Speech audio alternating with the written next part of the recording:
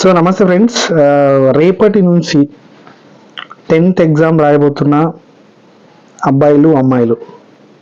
So ఎంతవరకు చదువుకున్నారు, ఎంతవరకు సిలబస్ కవర్ చేసిండ్రు అనేది పెద్ద మ్యాటర్ కాదు.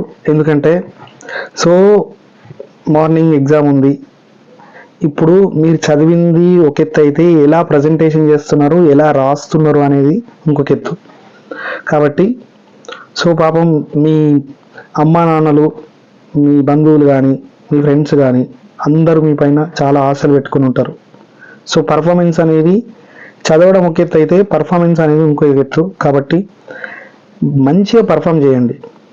సో మంచిగా పర్ఫార్మెన్స్ అంటే ఏంటంటే ఏదో కన్ఫ్యూజ్ చేసుకోవడము, క్వశ్చన్స్ అన్ని చూసి భయపడిపోవడం కాదు.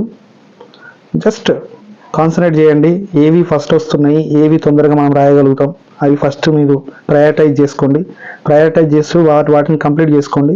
సెకండ్ ఆప్షన్గా ఇంకా మీకు హార్డర్గా ఉన్నాయి అన్ని సెకండ్ ఆప్షన్గా తీసుకొని జస్ట్ అలా రాస్తూ వెళ్ళండి.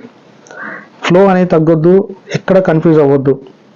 ఇంకా ముఖ్యంగా ఇట్లాంటి చీటింగ్ లాంటివి కూడా ఏం చేయకుండా చూసుకోండి.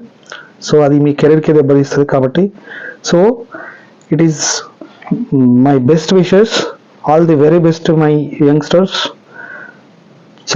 మీకు చాలా ఫ్యూచర్ ఉంటుంది, మీ మంచి రోజులు ఉంటాయి. కాబట్టి మీరు చదివింది రాయండి, భయపడకుండా రాయండి, మంచిగా రాయండి. All the very best youngsters.